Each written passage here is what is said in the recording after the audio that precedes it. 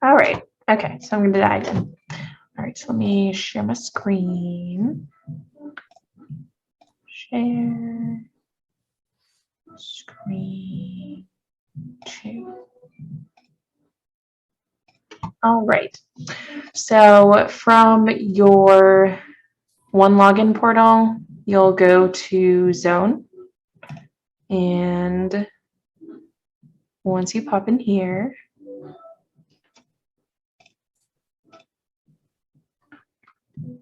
I'll wait for it to load. Okay, so once you're in your Zone dashboard, you're going to see a bunch of stats about you and other people in the office on the initial dashboard.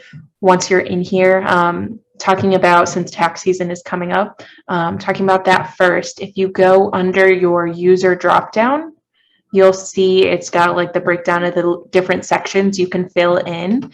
And under My Transactions, if you click on that tab, it's going to pull up. I have none, so this isn't super helpful, but it will pull up all of the transactions that you have. So if I were to pull up an example, oh, hello, Julie. Hi We there, were actually going to ask you a question. Kim was wondering if we send out 1099s. Do you know if that's the case? Yes. We do? Okay, awesome. Yeah, I think All we right. have until like the end of January. I think the accountant's working on them now. Joe, I think, sent all the QuickBooks info out. So you should have them probably within a couple of weeks. Okay. Thanks, Julie. I'll double check with Joe and let you know the timing on that. Oh, no, I don't care about the timing. I was just wondering if you did or if this is something we have to go in here and print out ourselves. No. We have to provide you with 1099s. All righty. Okay, so under the transactions tab, once you're under there, so I'm looking at Kim's right now. So you're going to want to go back to 2021, and then you'll see all of your sales and the net commission. So that's going to show you like a preliminary total of your income for the year, from us at least. If you want to update your user profile, you can go to through each of these tabs, and it'll have different information. So for Marblein, for example, I know that you were talking about updating your email and getting like a local area code. So if you want to go in here and change your phone number and your email, you can do that under the account tab. And then if you want to add your like more information, let's say you set up another social media account, under public info, you're going to see all of your like bio and fun stuff about you. So if I go underneath there, since I've got Kim pulled up, we'll see her bio.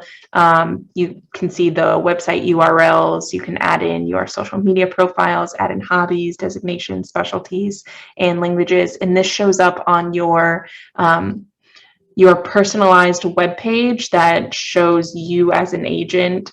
It's kind of like your online business card. So it's good to have this filled in so that if you do choose to use it, it's like got a lot of body. So that's how you can update your personal information. If you have any issues with, I don't want to pull up your billing. So let me go to my dashboard somehow and then see. I do have another question. Okay. It might be for Julie, it might be for you, but so when I joined, I wanted to be West Grove, but all my profile information says Westchester still. Is that something we can change? Yeah, so now that we have two offices, I've got to work on like doing the separation of that. Yeah. And that was something I was kind of waiting until the first of the year to do. So we will work on that. You can definitely put everything as West Grove, the West Grove mailing address in the MLS, anything that you want to change, go ahead and do that. Go for it. Okay. Okay, so now that I've got it pulled back up and it's showing my own, because I don't want to show any of Kim's billing info. So your credit card will show up here, the one that you currently have. If you want to change that, to change it to a different card for it to deduct the expenses from, or if yours gets compromised and you need to update it, then you can go to the billing tab, which again is on the left pane under user, under my billing. And then you're going to see the card here, and you're just going to click add payment method and add a new one. Once you add a new one, which you're going to choose credit card, you'll fill in this information. I'll just like put in my info, which I probably should not be doing. I'll blur this out later. And then the CVV. And then when you click on authorize, it's going to do like a $1 charge and or something very nominal like that. And then after it authorizes it, you're going to see a few more fields pop up here. It's going to ask you for the billing address. So then you're going to need to fill in the address that is actually set up for that card so that when it does validate it, it makes that it doesn't reject it because it's the wrong address, specifically the zip code. Once you do that and you click add payment method, you'll see it show up here. If you haven't already removed your previous card, you'll see both of them. And then you'll also see there are little arrows that will show up to show that you can reprioritize which card is the default. So you want the default, the primary payment method, to be at the top. So whichever card ends in the 4 digits, which it'll show you the preview of the last 4, you'll want to use the arrows to push it up. So that's payment stuff. And I think we went through this a lot faster than I thought we were going to. So that's payment, transactions, updating your personal information. And then there's also all of the links that you can get through one login. If it's easier to find them through here, you can open up SkySlope. Yes, Julie? Stop for a second. Can you back to bio for a second? Okay.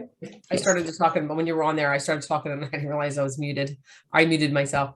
So on your bio, I just want to make sure that there's a lot of different things that you can do on your bio. You can keep it long, keep it short, some of your personal interests, maybe talk about where you're, selling. If you're not real good at writing, let us know, we can help you. But I believe you need a bio for when you're activating a new account. You actually have to have a bio before you get on your own website. If you don't have a bio, I don't think I don't think it pushes out to the website. So I just wanted to make that note for any of the agents. And, obviously as we go on board, we talk about that, but, and then the other point of that is it's good to update your bio once in a while, make sure that, everything's kind of current and kind of fresh. So I just wanted to, bio I think is important because it does give you a quick, for somebody that's researching you that doesn't know you, and then it gives you a little bit of, and even if you're new to the business, you don't have to say I've only been selling for a year. You can just say I've had, there's different ways that you can write on your bio that you had a lifelong interest in real estate or something like that. So a bio is important. Don't just skip by it, I guess is what I wanted to say. Okay. So once you do have that updated, I'll going through some of the links for what you can go through and do. So from here, you can launch SkySlope. You can also, under marketing, if you click on logos, it'll bring up all of the branding kit stuff. So all of the logos, all of the fonts, the colors. And if you click on the affiliate portion at the very top right, then you can also download all of the ones that are personalized to us and have advisors at the bottom. So that's right here. And then right above that is listing presentations. So if you click on listing presentations, you're going to see it has a couple here that you can download, and then this just is the release date. So this does not mean that you can't use these just because they were released in 2020 or 2019. It's just showing you which ones are newer versus older, so that this is the one that's going to be the most, it's going to look the nicest because it's the newest one. So you can open that up and then switch out the photos. And if I go through that real quick, you'll see. So I probably wouldn't do a vertical one. I'd probably want to present on my computer. So I'm going to choose the landscape. And I'm opening it up. And you can also add these to your Google Drive and then edit it in Google Slides. So you can also edit it there. It actually lets you move everything around because Google Drive has now made it so that they can edit all Microsoft document file types in the suite without having to leave, which is really nice. But yes, so you can go through here and you can switch out the photos so that they are photos of the seller's home that you are trying to list with. So If you go through, you can see, and a lot of this stuff is editable. So the text, you can move around the elements. Like on some of these, there are like borders around the circles, the photo frames. So you can move those around too and resize, and you can change everything up that you want to. You can remove slides. So if you feel like it's too long, or if you want to add more because there's something that you have that's a really good selling point, feel free to do all of that. And again, that was just under listing presentations under marketing. And then there's the One Design and One Shop. So One Design is the one that's like your postcards, your business cards, your flyers, anything that's going to be specifically designed for you, and it's going to be branded and customized for your promotional materials. One Shop, that's the one that's got just generic Realty One Group merchandise for you to have and carry around to promote Realty One Group. And then One Marketplace is just, it's kind of like a list of some services that we've got connected to the franchise. So that goes through a lot of vendors and other stuff like that. So that should be the biggest things. And then under reporting, I don't know how much you guys can see out of these, but there is some useful information. You can run some nice reports on your sales if you pull that up, and then you can choose like specific dates. So that can be really handy as tax season is coming up. If you need to get more specific results than just what you can see under the transactions tab, because under here, there's not as much you can do with it aside from reordering and changing the dates. So, yeah. I don't have that tab. Which tab? Transactions? Reporting. Oh, okay. Yeah, that might just be something that I have as an admin. Okay. But if you need a report on your transactions, Yes, I can run it for you. yes, you can run it for you, or you can go back to your transactions. You know, like if like a lot of time this time of year, a lot of people will send the settlement documents for tax purposes, you know, for people's tax purposes that you sold a house to last year. That's a really great touch this time of year. You can go back and then you can actually access the documents if you don't happen to have them saved on your computer, access them through SkySlope, download it, send a nice email to your client with the settlement documents attached. Happy New Year. Hope you're doing great. Do you know anybody else who's looking to sell, need listings, all that good stuff? Here's your closing disclosure for thing and all that kind of stuff. So anyway, sorry, that was a little side note there.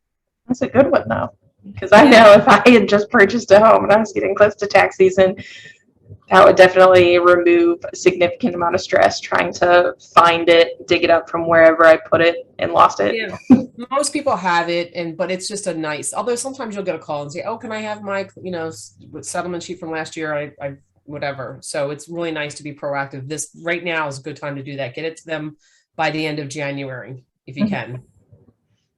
And if you do want to try and improvise, I don't know how many fields aren't visible on here, but for the transactions, if you wanted to pull something like that, you can export to a spreadsheet and then pull it up and run filters on it. Not that there's going to be, like, I think the most that anybody has done is like around 25 transactions. So I don't think there's going to be like such a massive amount of information that you wouldn't be able to see it on this one screen anyways. So, but it might come in handy somehow. So that's how you do it. Is there anything else that I missed, Julie, that you wanted to throw in? Yeah, I would say, did you click on the office tab where if you're looking for like other offices across the country, office search, office map, if you need to do a referral, sometimes I'll get an email from somebody and they'll say, hey, I need an agent in Tennessee. And so there you go, or wherever. And then you can do a search. You can search by address, or you can, I kind of like doing the map because I think the map's just easier and zoning in on where the office map is. Yeah. And then just kind of zeroing in on, do a state. And then you can kind of zero in on a city. So there you go.